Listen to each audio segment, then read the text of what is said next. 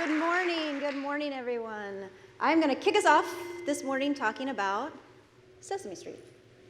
So Sesame Street is one of the best loved, best known examples of philanthropy in the United States.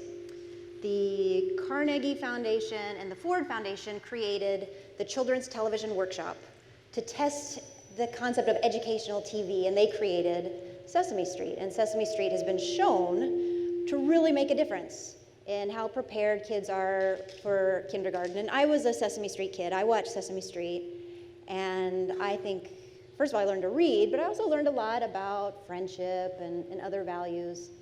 So just to get a sense of the group, who here would say that Sesame Street was a successful philanthropic invention?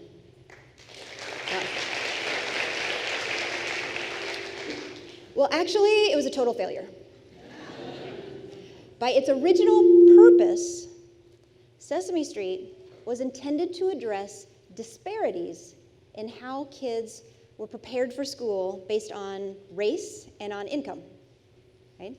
And disadvantaged kids who watched Sesame Street were better prepared for kindergarten. And in fact, disadvantaged kids who watched Sesame Street were better prepared for kindergarten than advantaged kids who didn't. But the problem was, the advantaged kids watched Sesame Street. And in fact, the advantaged kids watched more Sesame Street than the disadvantaged kids. So what you actually had happen was that Sesame Street is documented to have exacerbated the very disparities it was created to try to affect. So now who thinks it was a success? It's a little more complicated. It still did all the good things, but it's a little more complicated. Not too long ago, I was watching a documentary about Yellowstone with my kids, and they were talking about the reintroduction of wolves into Yellowstone. And for those of you who don't know, the wolves had really been decimated by ranchers who were killing them because they were affecting their livestock. So they had wiped out the wolves, and there was an effort to reintroduce them. So what happened when they reintroduced wolves? Well, a number of things. But one thing was that the elk could no longer just hang around and eat the trees and the bushes, right? They were under a lot of stress. So that meant there was a lot more material for the beavers to use to create dams. And once the beavers created more dams, there was this explosion of biodiversity in the pools that were created by these dams, right? So that's an example where you introduced a predator, and the effect on the ecosystem was really, really positive for wildlife. And I'm watching this documentary and I'm thinking, this is philanthropy. Like, this is it. This is exactly what we're trying to do. Like, in philanthropy, you're trying to intervene in some ecosystem and change the relationships, the forces within that ecosystem for good. And it helps explain why it's so hard. Like, it's really, really hard to know what effect an intervention is going to have on an ecosystem. This phenomenon is sometimes called the Cobra Effect. And I really hate snakes, so I couldn't bear to put a big snake picture up here. So these are the Cobra Kai guys from Karate Kid. So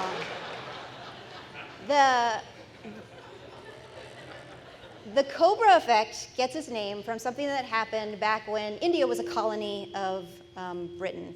And the British hated all the poisonous snakes, which I can understand, right? So they created this program. Bring us a dead snake and we'll give you money. And it really worked at first. Like, they got rid of a lot of snakes. But then people thought, there's a money-making opportunity here, right? So people started to breed cobras. Okay? And so then the British did the only logical thing, right? They stopped the program. So then what did the people do? They released the cobras back into the wild. So nobody actually went out and counted all the cobras, but people say that there were actually more cobras in India after this program than there were before. You also see a lot of examples of this effect related to public safety, because there's something about safety interventions where you make something more safe, and then people take more risks because they feel safer. And you end up undermining your safety intervention. So safety helmets is one of these. And this one's an interesting example to me because there was another effect with bicycle helmets, which was that some people, especially teenagers, just thought they looked ridiculous, so they stopped riding their bikes. And so there are some studies that say in some communities the introduction of safety helmets actually had a net negative effect on the health of kids in that community. There are also lots and lots of examples related to international aid or international philanthropy, which isn't surprising because that's where we are likely to know the least about the actual ecosystem that we're intervening in. And I read an article not too long ago, an interview with a guy who runs an international nonprofit, and he was describing an effort of a church in the United States who was really upset by what they saw happening in Rwanda and wanted to do something to help. So they adopted a village, basically, and what they felt like they could do that was the highest impact for that village was give them eggs, free eggs, good source of protein. Right? So they gave free eggs to everyone in the village, which was wonderful for everybody except the guy who had the egg business in the village. Right? So the guy who had an egg business went out of business. He lost his business. 2 years later, things are looking better in Rwanda. The church stops. Now, no source of eggs in the village. Okay, so I'm going to stop with the examples because they're sort of demoralizing, I know. And I don't mean to demoralize you. That's not actually my intent. I don't want you to, the message is not to not try to do good. Still, try to do good. The lesson is when you're trying to do good, to be mindful of the ecosystem and, wherever possible, put the ecosystem to work for you. And I'm going to talk about a couple of examples, some of the best examples I think of in philanthropy, where philanthropists really put the ecosystem to work, and it really resulted in transformative change. And I'm going to focus on two examples that I suspect you've not heard of. And I think that makes them better examples because they're not the big money foundations. These folks didn't spend a ton of money. They just spent it really, really smart and had a huge, outsized effect on our country. The first one is a woman named Mary Lasker. She started her foundation in the 40s, and she was motivated when her housekeeper got cancer. And the doctor said, there's nothing we can do. And that was it. Like, that was the answer. If you had cancer at that point, there's nothing we can do. And she just thought, that's crazy. There's got to be something we can do. So she made it her mission in life to try and get a cure for cancer. And what she saw was that the only entity that could bring enough money to the challenge to really have a chance at finding a cure was the federal government. So she specifically set out to try and make the federal government a funder of medical research, of cancer research. At the time, that was not the business of the federal government. They did not do that. I mean, there's a little bit like related to wars, but that was not the business of the federal government. And at the time, no one talked about cancer. Like, you didn't use the word, it was taboo. Like, people did not talk about it. So her goal was to fundamentally change the role of the federal government on an issue that nobody talked about, right? So how did she do it? She was so clever. But she and her husband was a marketing executive, and they did a bunch of things to change public opinion in America that now don't seem quite so radical, but at the time were truly groundbreaking. So she did things like, the most popular radio show at the time was Fibber McGee and Molly. So they lobbied the head of NBC to write a cancer storyline into Fibber McGee and Molly. They convinced Bob Hope to be a spokesperson and actually talk about cancer in public. They got articles placed in Reader's Digest. One of the most successful things they ever did actually was get Ann Landers to write about it and actually get her readers to send letters to Congress people. So they did all these things to change the public conversation about cancer. And then there were some people, though, that were more influential than others, and they did other tactics. For example, creating awards. So they created awards for medical researchers, right, to encourage them to do that kind of research. They created awards for journalists to write about medical research and write about cancer. Really clever, right? Get more things published. And they created an award for public service that went to politicians who advocated for funding for cancer research. All these tactics and so many other really changed the conversation in the country. It changed the public expectation about what the role of the government was in cancer research, and it changed the policy. One measure of her effectiveness, so when she started her foundation in 1942, the budget for the National Cancer Institute was about $500,000. Today, it's $4.8 billion. And this is obviously a big change in terms of magnitude, but the significance of it is not the magnitude, it's that it's a totally different way of thinking about what the federal government does. It's a huge change in role for the federal government. And one thing that I think is really interesting about her example is that some people think this was a good idea, some people think it's a terrible idea, right, this expansion of government. But nobody disputes her influence on making it happen. In fact, if you go to the websites of the National Institutes of Health, there are whole sections on the website that are devoted to Mary Lasker and how she helped make this change happen. Extraordinary, extraordinary influence. Second example, John Olin. Very other end of the political spectrum. So John Olin was a successful business person, and when he created his foundation in 1973, his concern was that the country was increasingly anti-capitalist, that he felt like people were not valuing the free market, and he wanted his foundation to promote the free market and individual liberties.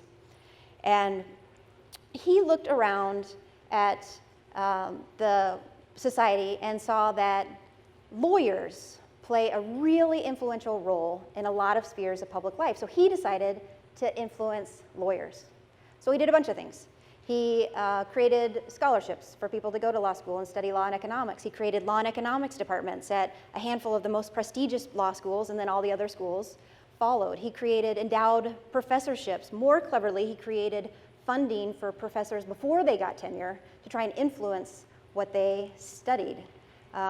He also worked to affect sitting judges and practicing lawyers through professional development and a variety of other investments to get more and more lawyers thinking about law and economics and thinking about the law in a different way. And Olin was one of a handful of conservative foundations in this country that in the last 30 years or so have really dramatically changed political conversation in our country. So one measure of effectiveness for Olin, 1982, he funded the creation of the Federalist Society. Right? 1982, this was a student club at law schools, 3 law schools, with faculty advisors with names like Bork and Scalia. Right? Today, just over 30 years later, 4/9 of the Supreme Court are connected with the Federalist Society. That's extraordinary influence, and that's extraordinary philanthropy. So what can we learn from these 2 examples? If you have some change you want to see in the world, how do you put the ecosystem to work for you? So lesson 1 is activate others. Both Olin and Lasker were so good at getting other people excited and engaged in their mission. Ideas require people to power them. Right? So for your idea, who do you need? Who do you need to make that idea happen? And what do they need? It might be resources, it might be connections, it might be knowledge, it might be having some barrier removed for them. What do you need to get those people to work? Both Lasker and Olin understood that they could have so much more impact if they focused less on what they did and focused more on what they enabled other people to do. Lesson number 2, do, wait, and watch. An ecosystem approach to philanthropy is not about some big intervention. It's not a silver bullet intervention. They made an investment and watch to see what happens in the ecosystem, what changes, and what could be that next intervention to change those interactions. And every time you make an investment, then you're a little bit smarter, right? And all those things compound. And they also were able to recognize that the best investments are not always the most direct ones. It can be pretty indirect. It can even be counterintuitive. But it's about making yourself make the investment, watch, learn, and try something else. Third lesson, think long and lasting. So they both took a long-term view. They were both working to alter the conditions to support and sustain the change that they wanted to see. It wasn't about a quick fix, right? They were changing the whole conditions of society to support the change they wanted to see over the long term, and that takes time, that takes patience. Another thing I think you can learn from these examples is really the power of an individual to change the world. I mean, it's really amazing what these two people accomplished. And yes, they had money. They had money. But money was really, it was just part of their strategy. And no one has enough money to buy our way out of our most pressing social challenges. So this is a really, really big picture of Bill Gates. And I'm using it as a metaphor. It's a metaphor for the fact that the Gates Foundation is really, really big, right? The Gates Foundation is $35 billion. Never seen anything like that in Ford, Rockefeller, Carnegie, combine them all, not even half of the size of the Gates Foundation. Never seen it, right? And they're spending out more aggressively than they even have to. So they spent like $3.5 billion last year, which is an amazing amount of money, amazing amount. But if you round up, that's less than, it's 0.1% of our federal budget. Right? And they're global. They're working to affect the whole world. So divide their $3.5 billion by the population of the world, and you get 50 cents. 50 cents a person. Like, how do you change people's life trajectories for 50 cents a person? Right? I think that number illustrates the challenge of philanthropy, but I hope it also makes you see your own power in a different way. Because the truth is, for $400, you can be as powerful as the Gates Foundation in this room, right? 50 cents a person. The fun of philanthropy and the challenge of philanthropy is thinking of those creative strategies, those 1 or 2 or 3 things you can do to really change your ecosystem, change the interactions of the people around you. What can you do to leverage other resources, to influence other resources? What can you do to inspire and enable other people to change the world on purpose? Thank you.